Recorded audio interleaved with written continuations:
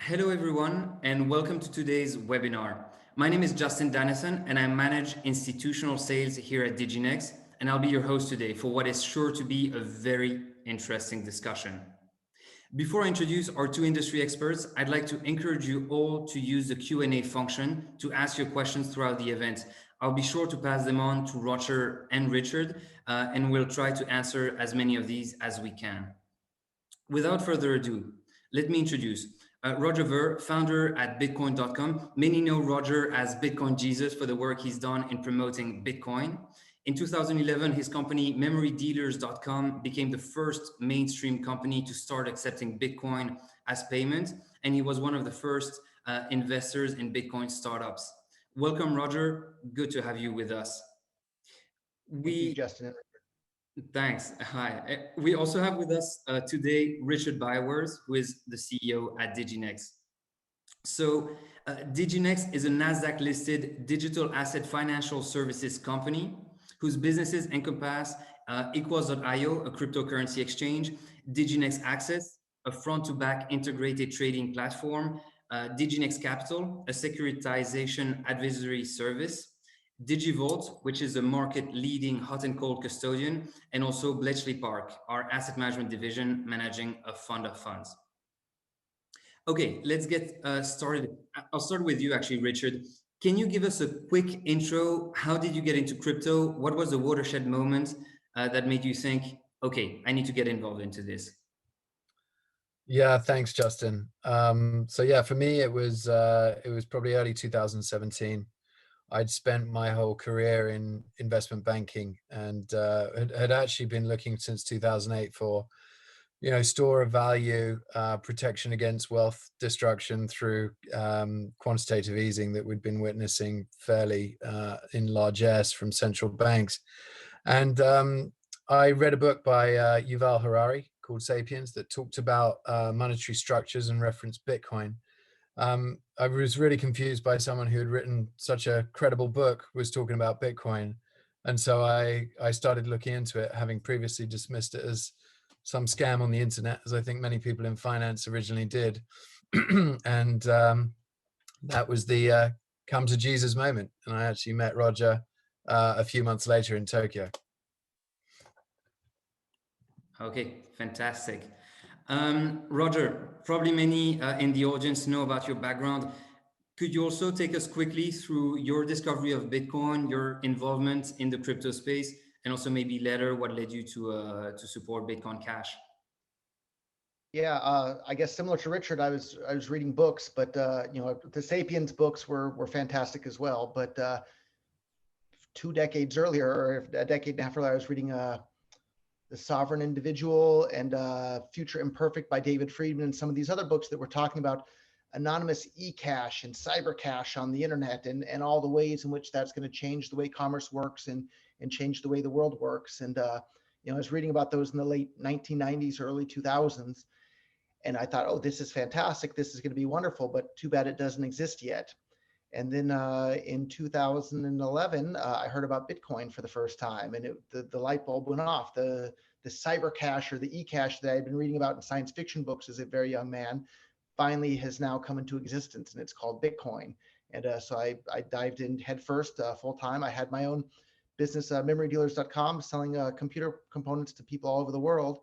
And dealing with credit card fraud was a really big issue. It turns out one of the top things for people to buy with stolen credit cards is computer memory. And so we had people every single day around the world trying to use stolen credit cards to buy products from us. And so we got really good at detecting stolen credit card purchases or fraudulent purchases. But then when Bitcoin came along, it was like, what? I can accept payment from anybody on the planet with no risk of chargeback or no risk of fraud. It was there was no doubt in my mind whatsoever that people were going to start using it for payments in commerce. And so my goal was to start building the tools to make it easier for people to actually use it for payments in commerce. And like Richard, I have a long time, fear or uneasiness of governments debasing the currency by printing it like crazy. Within my lifetime, one Zimbabwe dollar was worth more than one US dollar as recently as 1983. And then if you look around the world, the thing that everybody uses as a store of value is the money that they can spend anywhere. So everyone in the US uses the dollar because they can spend it everywhere. In Europe, they use the euro. on the internet, whatever cryptocurrency they're using for payments everywhere is going to be the cryptocurrency that they use as a store of value as well. So the first step was to buy a bunch of Bitcoin. The next step was to build the tools to make it useful in commerce for payments for people to buy and sell things. And here we are a decade later. It's really starting to happen at this point. Really cool. Thanks for sharing this. I want to talk a little bit about Bitcoin Cash. Richard, let's start with you. Why did you choose to list Bitcoin Cash on Equos? Yeah, sure. So look, when we list something on Equos, we're really trying to make sure that we're protecting people that are using our platform. So unlike many other exchanges, we don't market make on our exchange. We actually operate as a regulator of the activity that happens on our exchange. So actually, we're very stringent with what gets listed on the exchange. We have a very deep listing protocol, and there are core requirements around things like source code development, transparency, decentralization, security of the network, legality, i.e. it's not a security in any way, but also importantly, the ongoing improvements that we're seeing to the network. And other metrics like the amount of transactions that go through the network, and obviously to the point that Roger's making, both Bitcoin and Bitcoin Cash are obviously very clearly sort of leading the way in those areas. So for us, Bitcoin Cash was a very logical listing for the exchange in terms of something that we could list quickly. It had already been approved by the Monetary Authority of Singapore as a cryptocurrency that could be listed on exchanges in the very small bucket that they've provided. And so it was something that we were able to list rather quickly. Understood. And while we're on it, because we're talking about the exchange and the fact that Bitcoin Cash is tradable, how do you think about Bitcoin Cash as part of an investment portfolio for all the traders, the investors out there? So I think whenever I look at the sort of the cryptocurrency space as an investor, I'm trying to bucket things. So, Bitcoin itself in its sort of own store of value bucket, where I'm thinking about the debasement of currency and the protection against that debasement of currency that we're seeing from central banks. You then have sort of payment tokens broadly. Obviously, Bitcoin Cash is one. Then you have sort of smart contract networks. You have utility tokens that sort of are more like mileage programs. And I think, if you bucket all of them as separate crypto buckets, then you can kind of see where that's falling. And that's where I would be putting Bitcoin Cash alongside Litecoin, Bitcoin SV, and some of these other sort of payment tokens. Wonderful. Thanks for that feedback. Roger, a question for you. You're a longtime advocate of Bitcoin Cash. Can you give us an update on the growth of Bitcoin Cash and where you're seeing the strongest demand, meaning from which type of customers, investors, where is it coming from? Yeah, I've been a longtime advocate of anything that works for payments on the internet. And so that's why I'm such a big fan of Bitcoin Cash today. It actually already processes significantly more transactions every single day than Bitcoin does. But I think the really big, interesting next step that's happening here is in May, right? Just less than a month away here, they're launching a side chain on Bitcoin Cash called Smart BCH that will allow any Ethereum-based contract to run right there on a side chain on Bitcoin Cash. But Ethereum's current gas limit, and they're having a lot of fee issues on Ethereum right now, is around 11 million every 15 seconds.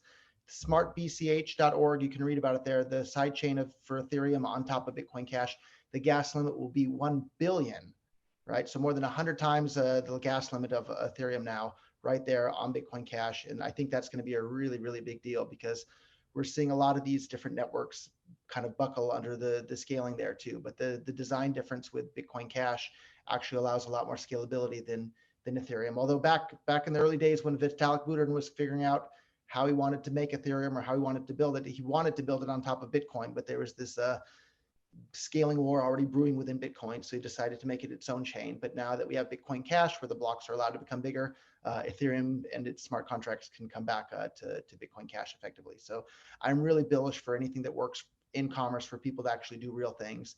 And in the early days, that certainly was Bitcoin. More recently, that was Ethereum, and we've seen some other chains as well. But I think Bitcoin Cash really has a strong advantage there in the terms of being accepted at more physical merchants in the world than any other cryptocurrency, and being accepted online at the online merchants just as much as any other cryptocurrency out there, but providing a faster, cheaper, more reliable user experience for those payments. With Bitcoin average fees being over $50 a transaction at the moment, and Bitcoin Cash fees being a fraction of a penny, I think a lot of people are going to start looking at Bitcoin Cash real seriously for the payment space. And if you're not investing in a cryptocurrency that is used in commerce in some way, you're just speculating on future speculators. And I'm really a fan of the cryptocurrencies that are being actually used in commerce for people to buy and sell things or do some sort of economic activity rather than just speculating.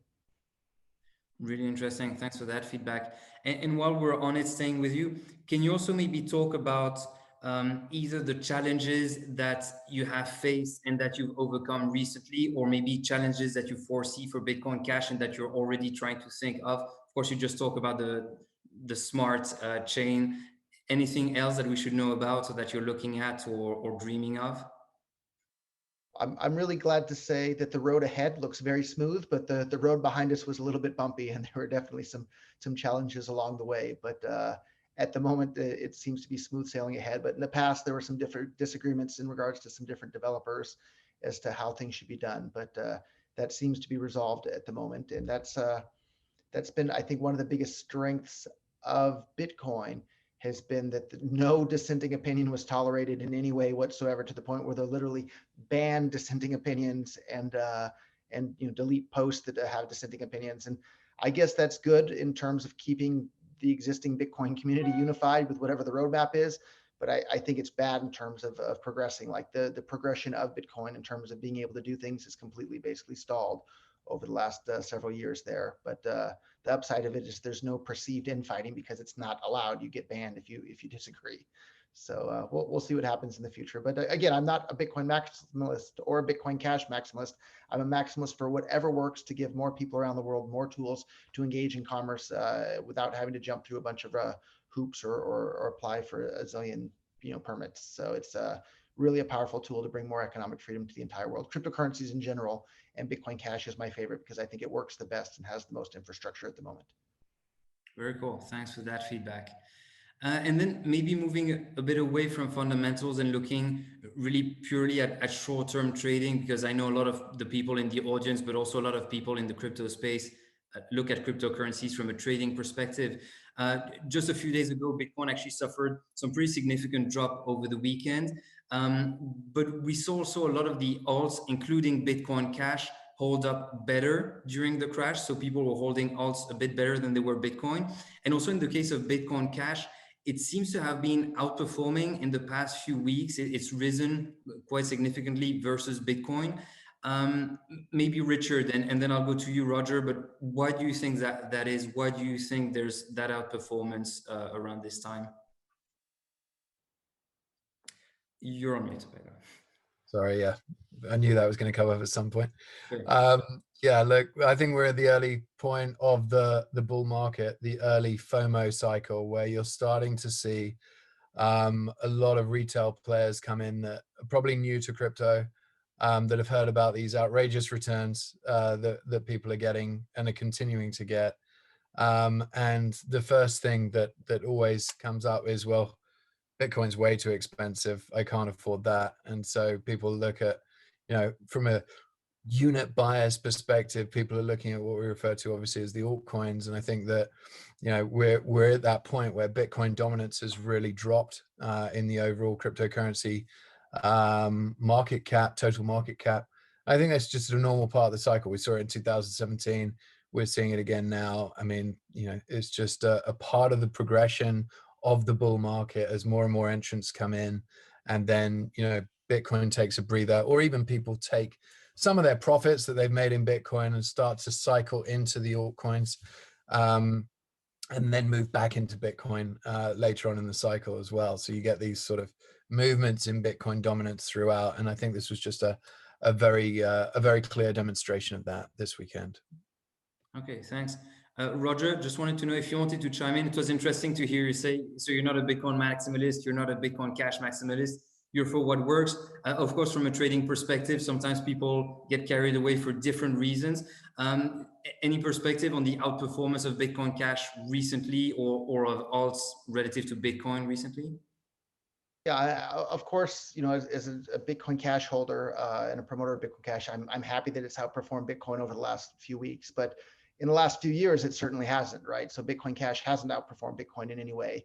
But for the last couple of years, the fees weren't super high on Bitcoin, whereas in the last couple of weeks, again, the fees, it's over $50 on average per transaction on Bitcoin at this point. So I think a lot of people look at that and think, why would I want to pay $50 per transaction? What can I use that can do the same thing cheaper? And Bitcoin Cash is right there at the top of the list. And we saw PayPal a few weeks back announced that they're integrating cryptocurrencies. There were four. There was Bitcoin, Bitcoin Cash, Ethereum, and Litecoin. And of those, only two are actually usable for payments on chain. You have Bitcoin Cash and Litecoin. Bitcoin and Ethereum, the fees are simply too high to be practical for moderate size payments at this point. So I think that's a real big bullish indication for Bitcoin Cash, and to a lesser extent Litecoin, because its acceptance is less, but that user experience is still good. So at the end of the day, I think people have to have a good user experience with something, or they're not going to be using it. And Bitcoin's user experience has been good in terms of price appreciation. It hasn't been good in terms of payments. And so when they see, you know, one of these starting to run away, people like to pile on. And I think there's a real good chance we'll see a lot of piling on to Bitcoin Cash here, as people realize that it's exactly the same as Bitcoin in terms of 21 million limit. And, you know, all the characteristics are the same, except for that you have faster, cheaper, more reliable transactions with it for less than a penny. I think that's a pretty compelling use case there. And then you have Bitcoin.com busy promoting Bitcoin Cash as well on top of that. Awesome. Yeah, thanks for that. Actually, that leads me very well into my next question, which I'll ask to you, Roger, while you're on it, but also Richard afterwards. More from a broader crypto space perspective, what do you think needs to happen to facilitate mainstream adoption of cryptocurrencies, whichever crypto that is? Yeah, Roger, you can go. Sure. I think it has to be more useful than credit cards, and more useful than PayPal, and more useful than banks and whatever people have been using traditionally. If something's not more useful and significantly more useful, people aren't going to switch. And so we see that with these cryptocurrencies like Bitcoin Cash. You can literally send it to anyone, anywhere on the planet for less than a penny.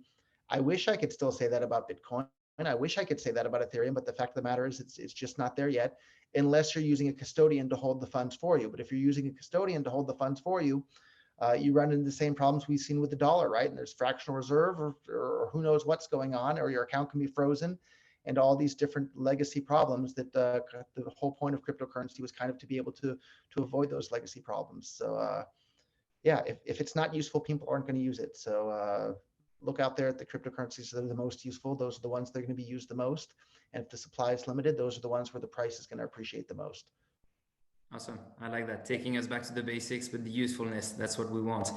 Richard, do you have any perspective on what needs to happen to facilitate some more adoption of crypto?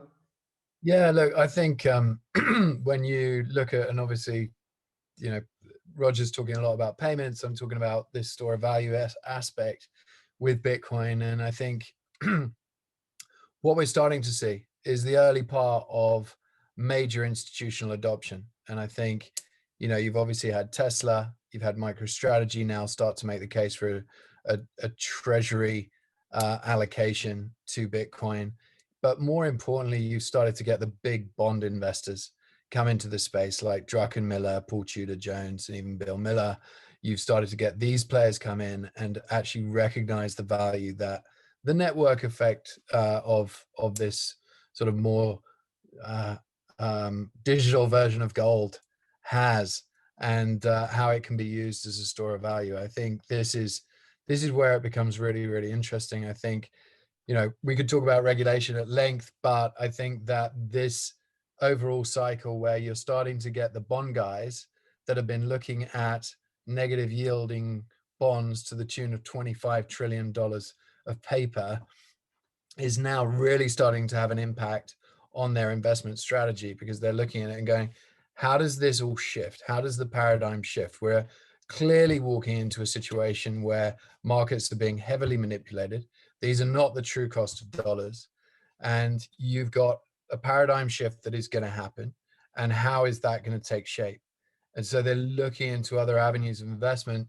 And obviously, in many cases, they've landed on Bitcoin. I think this is where it becomes very, very interesting, because you have names like that, be it that you're an investment guy looking at Paul Tudor Jones and Guggenheim, or Stan Druckenmiller, or you're a corporate treasurer looking at Elon Musk and Michael Saylor, but you've got credible players that are actually leading the way around this adoption. And I think that actually reduces your own personal risk of making a decision where you're like, well, some of the smartest investors in the room are now making the decision. So I think we're into that process. We're into that part of this particular bull cycle. And I think we're on the way there now. Okay, awesome. Yeah, great perspective. By the way, I'm told to remind the audience that they're free to ask any question through the Q&A box if you want to do that. But we still have plenty of questions here for Roger and Richard. Actually, Roger, talking about that broader mainstream adoption of crypto, maybe you have good insights on this. Where will we see the largest growth of crypto adoption? Maybe you can talk a bit more about geography or client segment or use cases in industry, if you've got any insights on those. I think different people have different needs, right? In the Western developed world, I think they're more interested in just using it as a store of value or a hedge against inflation. In other parts of the world, like in sub-Saharan Africa, they just need it for payments and small size payments for their daily lives, whether it's topping up their cell phone or buying a loaf of bread or whatever it is.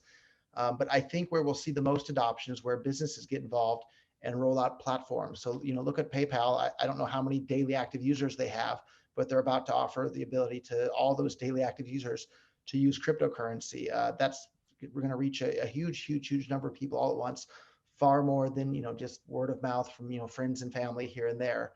So as we see these big giant institutional platforms roll out cryptocurrency adoption, that's where we're going to see, I think, the most adoption there. So imagine if Amazon started paying all their employees in a cryptocurrency. Whoosh, that's a huge amount of adoption all at once. Whereas if you're just going to pay your bicycle repairman down the street in cryptocurrency, that's great, but it's not going to have the same impact as a PayPal or an Amazon or somebody like that doing the same thing. Understood. Great. Thanks for that feedback. And speaking of bigger players adopting crypto, Richard, what do you think is the impact of regulatory environment basically on the crypto space, or how it is now and how it could evolve?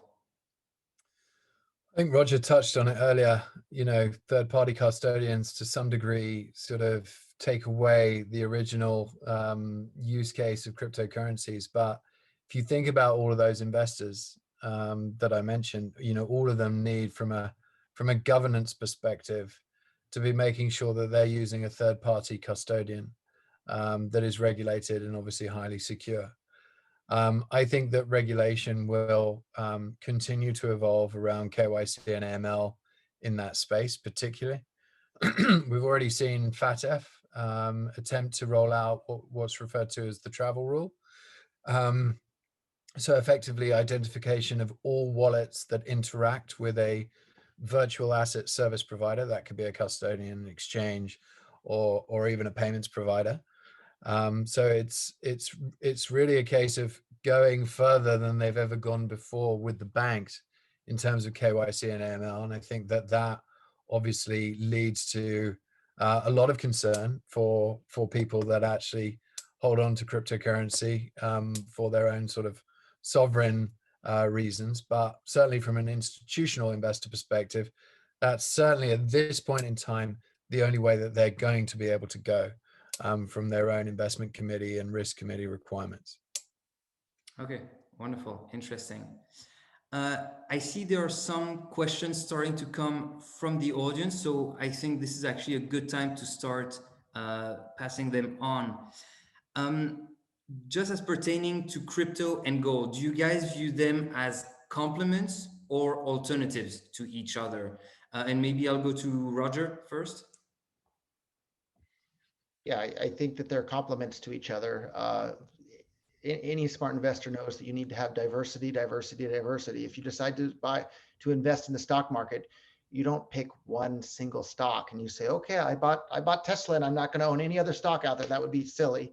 And I think the same is true in regards to other, inflation hedges, whether it's gold, silver, or cryptocurrencies. You wouldn't just buy one and say, okay, I'm done. You should have a nice, diverse, well-rounded portfolio there. So I think they're all complementary in that respect. And so gold's been around for thousands of years, has lots of commercial use cases in electronics and dentistry, still in other parts of the world as well. I think that it's going to continue to have that sort of backup use case, whereas crypto has been around, a little over a decade now. Things could go catastrophically wrong at some point. The blockchain could break. There's things that could go wrong. So definitely have some diversity there, and diversity is complementary towards those things. So long story short, have a diverse portfolio. And I think Richard will probably agree. I'd be stunned if any investor disagrees with having a diverse portportfolio. Definitely the voice of Yeah, Richard. Go yeah, for it. I definitely agree. I think, have a gold allocation, have a Bitcoin allocation, have a crypto payments allocation, a smart contract allocation, utility allocation. I think these are all, important segments of the market. I think that part of the question was around why is Bitcoin compared to gold, and I think that that's that's an important question that not a lot of people always necessarily understand. Roger's touched on it. In one aspect is the scarcity value, the 21 million coins in both Bitcoin and Bitcoin Cash.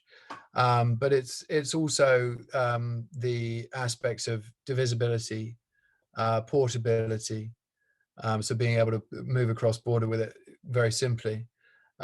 Durability, i.e. it's not going to, like the reason gold was selected was because it oxidizes extremely slowly. And you're not going to come back and find all your bars of gold, disintegrated in a few years' time. So durability is important. Obviously, being a digital asset, these things are durable. But then I would say most importantly against gold is verifiability. So you look at gold, you've seen multiple examples of, fake gold being produced, tungsten bars, gold plated. The fact that you can verify Bitcoin by running a node, I think is extremely important. So if you look at all of those aspects against gold, you can see how people compare the two, because these were the reasons that actually gold, many years ago, many thousands of years ago, was adopted as hard money. Okay, wonderful. An interesting question. Which three altcoins would you invest in looking at the next year? Those are questions we get at webinar, but very interesting. What are three projects maybe that you're looking at, Roger, in the crypto space for the next year?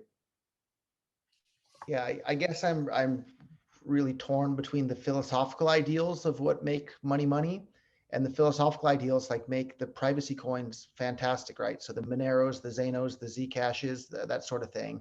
But the practical side there too, we're already seeing it. So in Japan and Korea, and I'm sure some other countries around the world, none of the exchanges and none of the businesses are allowed to work directly with any of those privacy coins. So I don't know what's going to happen from an investor perspective there. But I still hold them because philosophically those make really, really good money, because as Richard touched on, some of the characteristics that make money, one of them is fungibility, and fungibility is just a little bit friendlier sounding way of saying privacy or anonymity. Like when you get a $100 bill, it needs to be treated the same as every other $100 bill, and the same needs to be true of whatever other cryptocurrency in order for it to be good money. And the sad fact of the matter is at the moment is Bitcoin, and then Ethereum's even worse.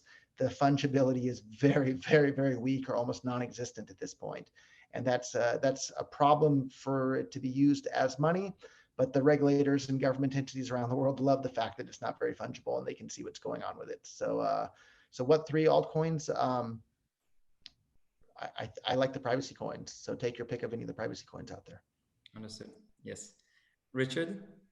Yeah. So this particular cycle, part of the cycle that we're at, I would definitely say have some Ethereum. I think ETH will massively outperform Bitcoin at certain points in this cycle. So you're going to get big rips in Ethereum. Obviously, you got the rollout of proof of stake. I think this is going to be extremely interesting. Could push Ethereum even for short periods of time to really very very considerable new highs. I'd also look at Polkadot. I really like Dot. I think it's very interesting, just sort of smashed onto the scene with a lot of projects already within the ecosystem. I think it's something that we are looking at very closely in our listing committee. But I would say, always have a utility token in there. And I think probably my favorite utility token right now is Equo, the exchange token of Equos, launched just a couple of weeks ago with utility around enhanced yields on asset with fee tier reductions and collateral around derivatives, as well as getting airdrops and daily staking in the token. So just ticking so many boxes, and a nice little nod to Bitcoin and the early community having 21 million ever to be issued as well. So a big fan of that token, EQO, of course. Can I ask, where's the easiest place to buy EQO while we're at it? You can buy it on Equos, equus.io, at the exchange of Diginex. So regulated under the Singapore network. Very cool. Thanks for those answers. Roger, I think this question is for you. Do you see Bitcoin Cash used as a mainstream means of payment for everyday transaction in, let's say, 5 years, 10 years time? The answer is maybe, or possibly. But for me, that was the goal from day one in my involvement in cryptocurrency is today in the year 2021, everybody knows that a separation of church and state was a good thing and the world is a better place because of it. I think we're right on the verge of seeing a separation of money and state. Traditionally, everybody just took for granted that, governments have to issue the money and everybody uses the money that's issued by governments. Well, now with the invention of cryptocurrencies, anybody can issue a new cryptocurrency, including nation states or including individuals in their bedroom at home. And then the world has the option, which currency do we want to use? Which one is the most useful? And so I think we're going to see real competition in the space in terms of which form of money people are using around the world for commerce. And, competition leads to better quality products with a better user experience for the users. And this is a great thing for the entire world. And so which cryptocurrency is going to wind up being used, worldwide in commerce? I don't know. There's definitely some front runners. Richard touched on it, the Ethereum network effect is just incredibly strong. And I guess I was remiss in not mentioning Ethereum there though too. But we don't know at the end of the day which one's going to be the winner. But I can pretty much guarantee it's not going to be the legacy, dollars or euros or yen around there now that we have access to real cryptocurrencies and choice. Anyone anywhere in the world now has a choice as to which sort of currency they want to use. So Bitcoin Cash I think Bitcoin Cash and Ethereum are probably the two front runners at this point. But there's lots of other competition out there. And who knows, maybe Facebook will come out strong with their new edition of Libra or something else out there. We really don't know at the end of the day. Sure, and actually that ties in well with the question that I'm seeing. You're talking about Libra, a question that's somewhat related but not really the same. What are your views on CBDCs? Do you think they compete with BCH as a mean of peer-to-peer payment, or would you view them as different currencies and so totally different assets, basically?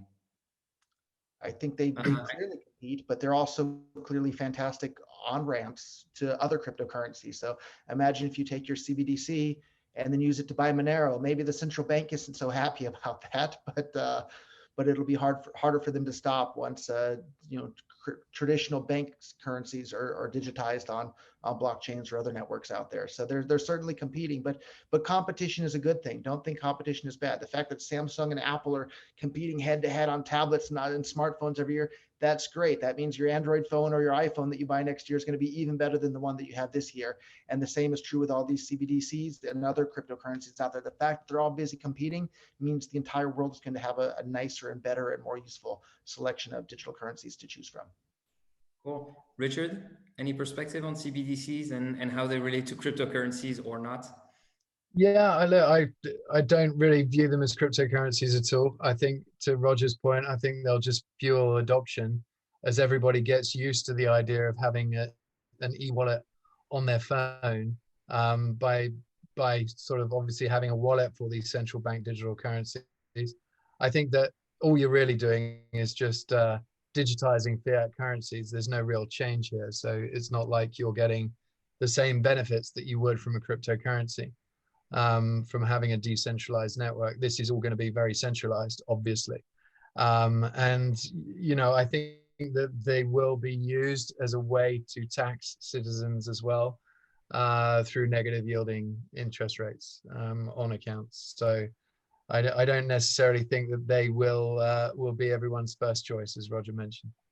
And as soon as they implement negative interest rates on the CBDCs, it just makes cryptocurrencies that much more attractive for everybody around the world. And that's a good thing. Indeed. While we're on the topic of governments and those central bank digital currencies and cryptocurrencies, do you think a big threat to the crypto space is governments just right out blocking, banning cryptocurrencies? Richard, maybe you can take this one. I don't think there's a risk to cryptocurrencies from governments banning them. I think that all you see is, and I think Turkey banned Bitcoin today, and Google searches for Bitcoin went through the roof as people were trying to find out how they could go and buy Bitcoin. So I think, you obviously saw the example with Nigeria recently where they did a full circle. They tried to ban it, then they realized that they couldn't.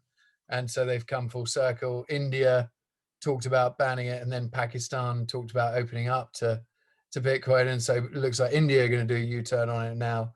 So it's really actually very interesting to watch the dynamics of governments sort of being forced into the whole game theory of actually being more accommodative to an innovative technology like cryptocurrencies. So I think it's really, really interesting. What I do have concern about is government manipulation. And I think that if we see one true risk to Bitcoin, it is government manipulation of pricing, like we've seen in gold markets, like we've seen in silver markets, with that cash settled future that you have in Chicago. It could be a very interesting way for a government that has access to infinite dollars to put a lid on the price of Bitcoin. Interesting. Roger, any perspective on that? What Richard just finished with, or just with governments banning crypto altogether? Yeah, he was right with everything he said, but one other point of caution for people around the world in regards to, if you don't have the ability to hold and transact in the cryptocurrency yourself, where you have the private keys yourself, you're definitely at risk there. And so we can look back at American history. Historically, lots of people all around America were owning physical gold. The US government, with a stroke of a pen, made the ownership of physical gold illegal, and they went around and started seizing everybody's gold. And if your gold was being held with some custodian or at a bank or something like that, your gold was seized. Don't think the same sort of thing can't happen with cryptocurrencies. If everybody is forced to use a centralized custodian because the transaction fees are too high on chain to actually use it yourself, that just makes it a bigger and bigger target for governments to go in and physically seize the cryptocurrency right out of people's accounts. And so there's definitely a place for custodians, and that's a fantastic service for lots of people. But it's important to make sure that the cryptocurrency is usable by people directly, where they don't need a custodian if they don't want to use a custodian. And I think that's a point that people should really watch out for in the future. It would be just like it was horrible when the government seized all the gold. We don't want to see governments go around the world and seize all the crypto from people. Interesting. Yeah, I'd echo that. I think that at some point that is going to be a concern. I think we're quite some way off, or at least I hope we are, because that world is not going to look nice when it starts happening. But obviously, the advantage that holders of Bitcoin or another cryptocurrency within a centralized custodian have is that they can move rather fast. These things can get moved. Obviously, if you were subject to that in the 1930s and you had to get down to your gold custodian, you'd probably run into some difficulties. So I'd say obviously there's a bit more flexibility than the very centralized gold market that we've often seen. Interesting. Thanks for the insights. I'm seeing a question before, actually, during the webinar, we're talking about mainstream adoption, and someone is asking, when you hear of Bitcoin being accepted by PayPal as a payment for products, do you feel that they underestimated the transaction costs associated with Bitcoin versus Bitcoin Cash? I think that's a question for you, Roger. Yeah, I don't think they underestimated it, and that's why they specifically went out of their way to add Bitcoin Cash, because they know that it works as payments. If they had only added Bitcoin, every single PayPal user would have a horrible user experience and they would clog up their customer support lines, and people would blame PayPal for the problems that Bitcoin's having. And so they very clearly understood the difference, and that's why they chose to add Bitcoin Cash there. And I think that's why they chose to add Litecoin as well, because at the moment, and I'm very optimistic on the future of Ethereum, as Richard mentioned, with the proof of stake coming and trying to scale that. The difference in the philosophy from the Bitcoin camp and the Ethereum camp are very different. The Bitcoin camp, they want the fees to be high. The Ethereum camp want the fees to be low, and they're figuring out how to do that technologically. Bitcoin Cash already has low fees. It's already processing more transactions each day than Bitcoin, and they want the fees to continue to be low. So I'm sure PayPal was well aware of that when they integrated it. Otherwise, they would have a customer experience disaster there. So Yes, understood. Another question is, and still talking really about the mainstream adoption is, when do you think, or how long do you think it's going to take for cryptocurrency to make it to mainstream day-to-day transactions and payments? And that's the question I think a lot of people in the crypto space have, which is, we know it's coming, or we hope it's coming. What is the timeline you guys, have in mind? Richard? I'll let Roger go first, and it's obviously his specialty. Sure, Roger. I was actually going to defer to you in regards to the traditional finance adoption coming in, but one of my favorite thinkers is a man named Ray Kurzweil, who's in charge of all of AI over at Google now. And he said that human beings always overestimate the amount of change or the amount of progress in the short term, but we underestimate the amount of change or progress in the slightly longer term. And I think the same is true of cryptocurrency. I remember in 2011, when I first heard about it, it felt like the entire world was going to be using Bitcoin as money in just the course of a couple of months. And here we are more than a decade later. We've made good progress, but it didn't happen in a couple of months. But the entire world is looking at it. Elon Musk is tweeting about it daily. It's really starting to happen. And I would love to hear Richard, with his traditional finance background, pontificate on when we are going to see even more of the big giant platforms for traditional businesses to get involved in a bigger way. I think what's been fascinating has been this year. You've seen, obviously, Square had been kind of leading it for some time, but you've seen PayPal, Visa, MasterCard, and now Venmo all rolling out crypto strategies. And I think they are the indicator. In fact, that's the sort of the canary in the coal mine, that they've all woken up and realized that they are getting disrupted and that they need to have a strategy around this asset, because otherwise they're out. We use stable coins a lot in our daily business. Use stable coins personally to make payments a lot now, as well as obviously the cryptocurrencies. It's already happening. To Roger's point, it feels like it's been happening for a while, but I think we're now getting to the point with these big institutional payment providers moving in. That's the big indicator that we're that close now. I think it really 2 more years and everything will be very, very different.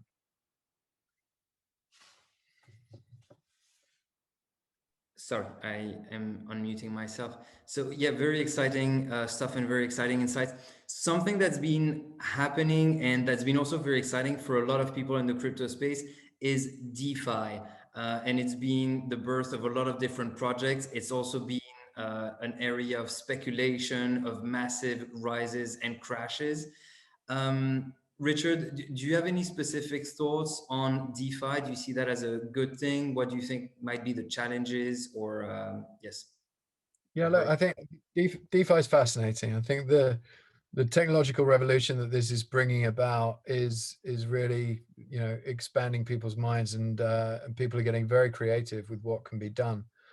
I think when I first started looking at DeFi probably a year or so ago, it was concerning to me. I thought we were obviously moving into a Bitcoin rally and a broad cryptocurrency rally, which I thought was going to be quite sustainable and actually probably longer than anything we've seen previously from crypto. And I was concerned actually that DeFi was going to sort of derail it in the same way that ICOs had derailed the 2017 rally, just with the amount of scam projects that we were seeing.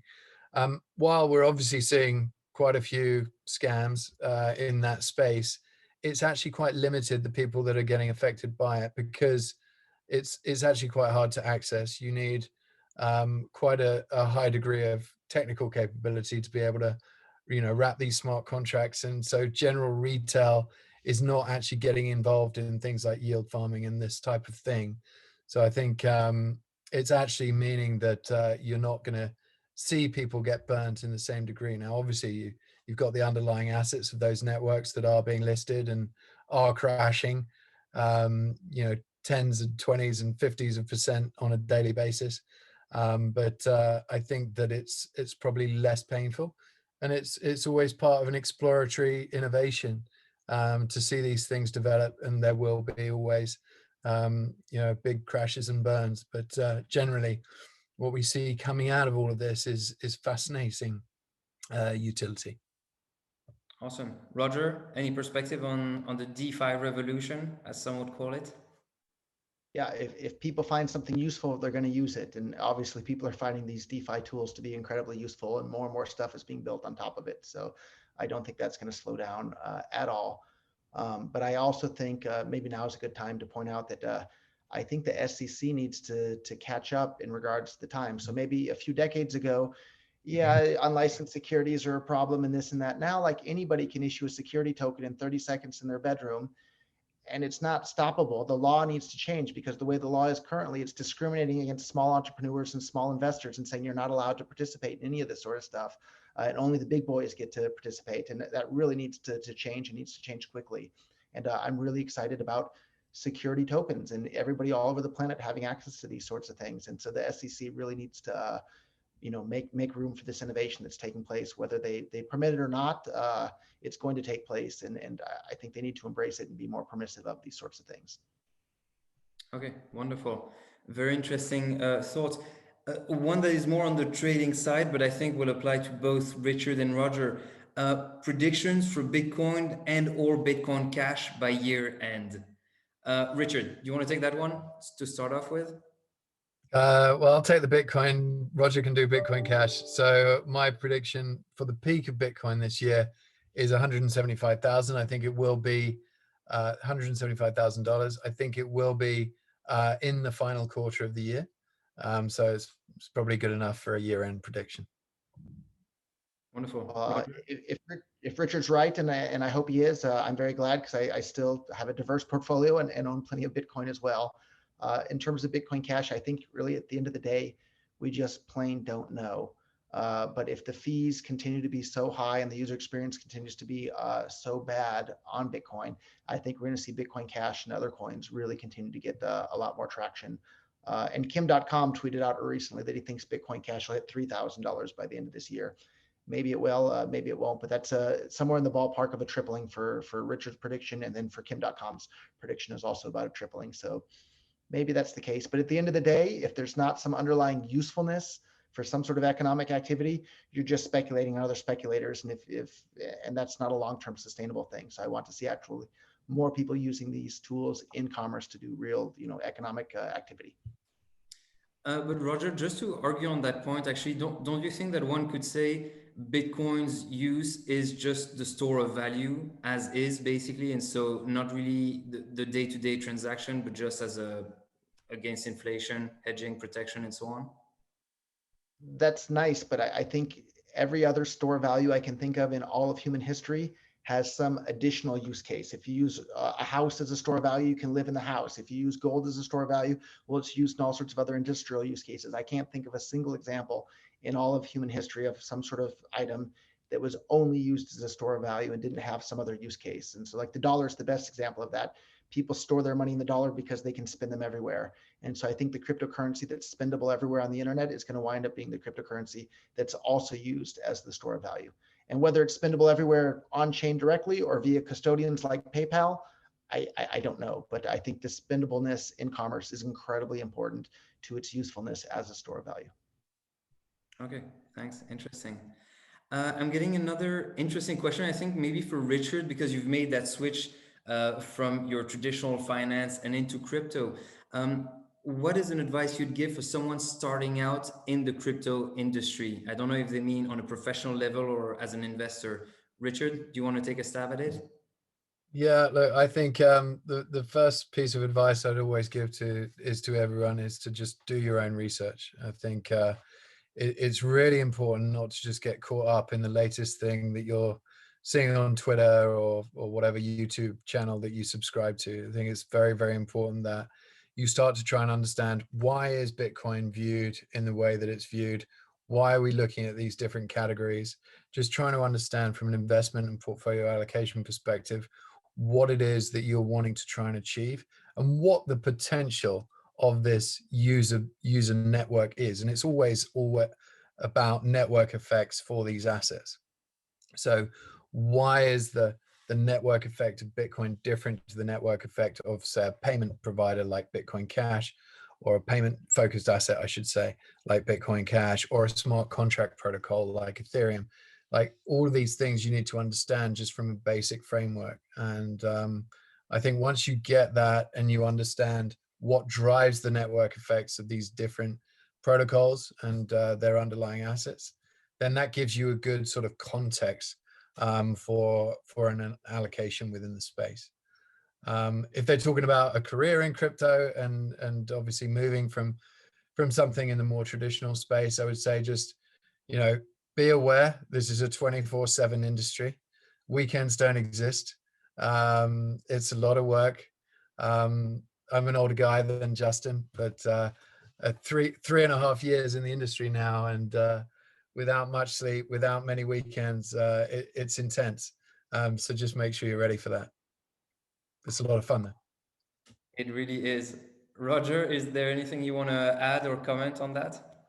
Yeah, I'll definitely add to that. There's no days off in crypto. It's every day, all day. It doesn't. There are no holidays at all. But Richard was exactly right. In order to understand what's going on, you have to do your own research. And I think one of the best ways to do your own research is to actually make some transactions on these networks, send and receive some Ethereum, or make an Ethereum token, or send and receive some Bitcoin, or Bitcoin Cash, for example. If you email me, roger@rogerver.com, I'll email each and every one of you back $5 worth of Bitcoin Cash, no strings attached. It's an on-chain transaction. You can make a throwaway email address to email me from, and I won't know who you are. I see we have 80 people on the call. So the first 80 people that email me, I'll send them $5 in Bitcoin Cash, just like that, because that's part of doing your own research. You have to actually transact in these things. Imagine if you had read all about email, but never actually used email. It would seem incredibly complicated and difficult to use. But once you've sent or received an email to somebody, it's not too hard. It's the same with cryptocurrencies, but you have to actually, use them in order to fully get a grasp on them. So email me, roger@rogerver.com, and I'll send you $5 in Bitcoin Cash, no strings attached whatsoever. Cool, thanks for that. An interesting question that I think is very relevant. What do you think is the effect of Tether on the price of crypto? What do you think of Tether? And what would happen if it turns out there are issues actually with the backing of that stable coin? Maybe Richard, you want to give it a shot? Yeah, look, I think a lot has been made of Tether and the negativity around it. I mean, we obviously chose to list Tether on our exchange as an expansion of our capital efficiency services on the platform. I think it's really important to understand that a lot of the negativity around Tether has been dispelled in recent proclamations and case settlements. I think that obviously a lot of inbound money has come in through Tether and timing the market, and I think we've surpassed $46 billion of outstanding Tether now. So it's an enormous amount of money that's sitting on the Tether network as an amount of money ready to move into crypto. So I think, look, it's definitely something that we see as being aligned with big moves in crypto. And it's no surprise that at this point in the bull market that we're seeing, the size of Tether absolutely ballooning. Wonderful. Roger, any perspective on Tether specifically as a stable coin? Yeah, I long story short is I just plain don't know.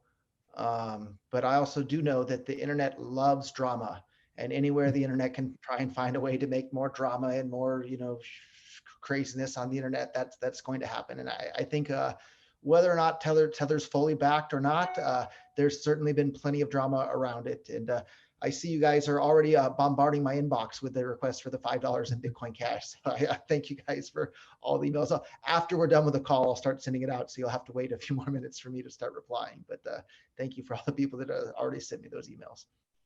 Cool. Roger, while I have you, what do you feel about Bitcoin hash rate centralization? For example, in China, is there a concern here for crypto miner centralization as a threat to the crypto space or Bitcoin specifically? That's been speculated for a decade plus at this point, and so far it hasn't been. And I think it'll continue not to be a problem at the end of the day. Although having the network running at 100% capacity and the blocks always being full makes it more dangerous on that front, as we've just seen.